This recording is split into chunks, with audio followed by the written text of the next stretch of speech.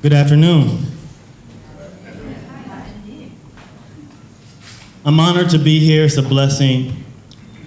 I'm humbled to be invited for this platform, the 40th anniversary, the San Diego Foundation, to speak on the future of philanthropy. Just like the other people who spoke, we understand that purpose has no age. I'm 24 years old and I have a vision for change that I believe is really going to spark a movement, not only here in this city, but across this nation and across the world. So, our adults, the elders, everyone tell us it's your turn to change the world. And it truly is. As millennials, it is our time to step up to create solutions on how we begin to decide what our future looks like. My name is Nate Howard. I am the founder of Movement B. And if you don't remember anything I say in this speech today, remember that I told you to tell your story before they do. So say it after me. Tell your story before they do. Tell your story before they do. Tell your story before they do. Tell your story before they do. Okay, do a little dance with it. Tell your story before they do. Tell your story before they do. All right, good. We're going to have some fun today. America's finest city, San Diego. Dago City, what I call it.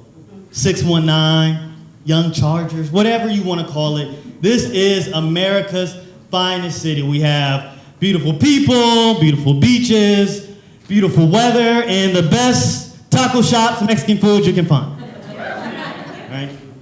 I tell any friends who come to San Diego, if you don't go to a taco shop, you missed your whole point of coming. But here we are in America's finest city. Growing up here in San Diego, I grew up in an area called Southeast San Diego. And I grew up in Skyline Hills. My understanding of San Diego was never the beach. I have friends who have been murdered. I have friends who got involved in gang violence. Friends who just couldn't find their way in San Diego, didn't know where they fit. So they could never really define it as America's finest city. If we want to be truly honest about what's going on in San Diego, it's segregated. Some people live close to the beach and have opportunities to the resources that San Diego has to offer. Others of us live in the inner city and have no idea of what San Diego has to offer us. Growing up in Southeast San Diego, I went to an elementary school called Freeze next to Skyline Park, and they decided that it would be better for me to get a better education up in North San Diego, so I was bused to Claremont to go to a school called Kroc Middle School, where we just went out there and we made that area a little worse, having fights and different things in Claremont. And after that, I somehow got into Helix High School in La Mesa, and found my opportunity there where I got involved in speech and debate and drama and found a voice there. But even so, I wanted to get out of San Diego because I didn't think there was any opportunity here for me. So as fast as I could, I got up to Los Angeles to live a dream of Hollywood and entertainment. And I did that the first step when I got accepted to the University of Southern California as a first-generation college student. And as my time there, I explored and found myself more until the last day of my college classes, where I was throwing an event.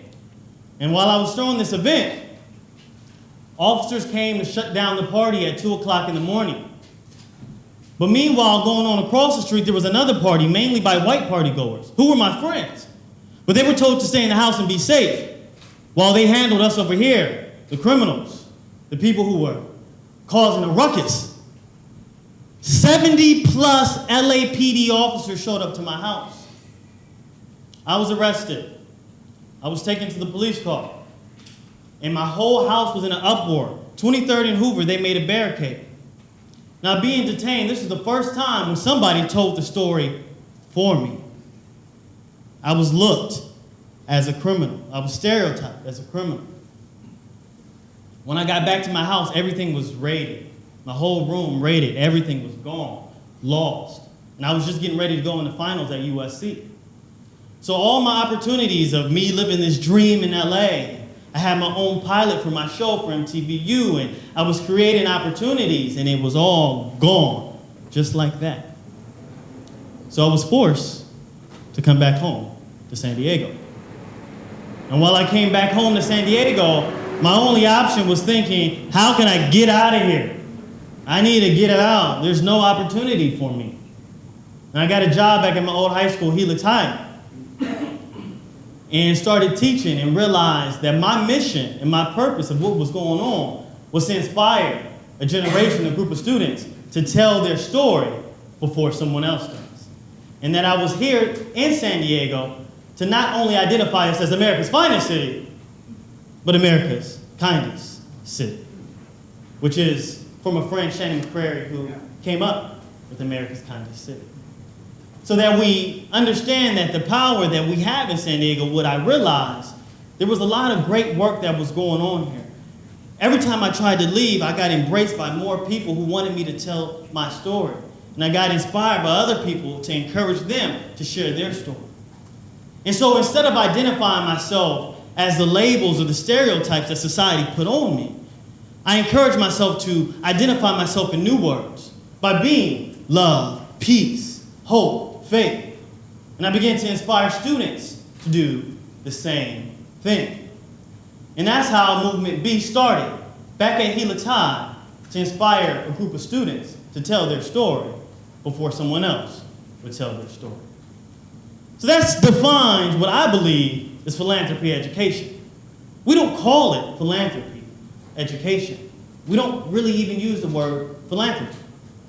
What I inspire the students to do is to find their purpose, to find their story. Philanthropy, in its essence, is a love for humanity. But how can you love humanity if you don't love yourself? I inspire young people to find the courage and the power to understand who they are through spoken word poetry. Here's my group at Helix High. As we started, we created a community and a safe space for students to feel open and vulnerable in a safe environment to discover who they are. And understanding and teaching purpose, which is never really taught in schools, people understand this. What is my talent, and how can I serve people with my talent? That is truly the essence of philanthropy. You don't have to be rich to be a philanthropist. You do not have to wait till you become extremely successful to be a philanthropist. Find out who you are and do what you can where you are, with what you have. So that is the model of Movement B. We're creating curriculum that encourages educators to identify the student before they teach them anything else. I work at a school called the Monarch School, a school with homeless students. Now, how can you teach a homeless student 2x plus 6 equals whatever if I don't know what I'm going to eat tonight? If I don't know where I'm going to sleep tonight? How do you teach students anything if they don't understand why they matter, how they're valuable to society? And how can you inspire them to give back to a community if they haven't understood the courage to give to themselves first? So there's 3 steps. Find your story, tell your story, and be your story. Find your story. I encourage students to write and write and write and write their story before someone else writes the story for you. If you don't know who you are, someone else is going to tell you who you are. So you better have the courage and the confidence to get out that pen, to get out your phone, and begin to share everything that you are. I ask the students one question. Who are you? And most people don't know how to answer it because nobody ever asks that question. In school, we identify with students as what they are, but not who they are. What are their grades? What are their test scores? What is the statistics? What is their ID number? You are just a number in this whole system that doesn't really identify who you are as a human being. So when I ask that question, nobody ever understands the answer. So I challenge them to think of words to describe themselves to create a spoken word poem. So the first stanza says, who are you? Who am I? I am brave. Who am I? I am talented. Who am I? I am courageous. The next question is, why? Why are you all those things? And it starts off by saying, because my purpose is to inspire a generation to tell their story before someone else does. The next step is to tell your story. This is the second stanza. In telling your story, I encourage the students to embrace vulnerability. There is never a space in school, or rarely, where students can just explain how they feel among a community of people. So when we started this after school at Helix High, students were coming all over campus because they felt lost or misplaced. They were the outsiders. They didn't know where they belong and fit. But they came here because they were able to express themselves. We do an activity called Cross the Line. I tell students, cross the line. If we start off simple, if you like Justin Bieber, and they cross the line. Most of them don't. Okay? I say, well, cross the line if you like orange soda. You know, we start off simple. And I say, well, cross the line if you ever felt lonely. Across the line if you ever felt suicidal. Across the line if you've had parents who have divorced, or parents who have passed. Or across the line if you know people in your family addicted to drugs or alcohol, whatever it may be. If I get to the core of the student, I build trust. And from that trust, I can guide students through whatever I need to guide them through. But I have to start there first. How do we skip that step? I tell students to close their eyes, okay, and think about an experience in their past that changed their life. I ask them, what was that emotion? What did it taste like? What did it sound like? What did it feel like? What did it look like? I was angry. It sounded like police sirens. It smelled like poverty and the urine on the streets as my face on the ground. It looked like 1963. It felt like a mental prison that I could never get out of. The last step is to be your story. I ask the students the question one more time, and I want them to think about how would they be remembered if they would die tomorrow? What would they say on your obituary? Really take some time to think about this and think about your future career. What is it that you want to be? And once you realize what you want to be, realize that you are that right now, at this moment, in this essence and in this space. So I ask the question again, who are you? I'm a philanthropist. Who are you? I'm a leader, inspiring a generation. Who are you? I'm an educator who believes in true education reform. Why? Because my purpose is to inspire a generation to tell their story before someone else does, so that I can inspire people to be the best that they can be. And then we say the poem all together. Who am I? I am courageous. Who am I? I am brave. Who am I? I am talented. I was angry. It smelled like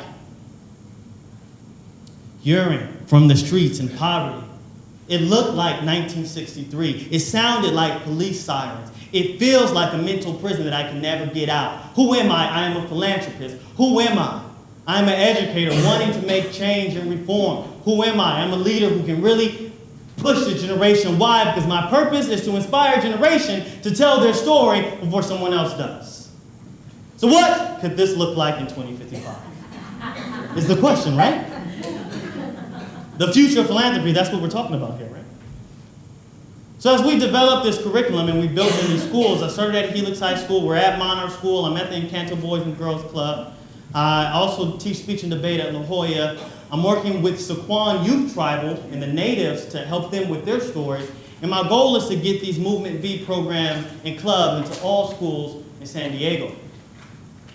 Ultimately, I believe if we focus on the youth and education right now and teach them their purpose and teach them why they matter and show them that they have talent and show them ways to give, then they begin to build that model and courage that if they go off to college, they may be like me and come back to San Diego and give back to the community that gave to them.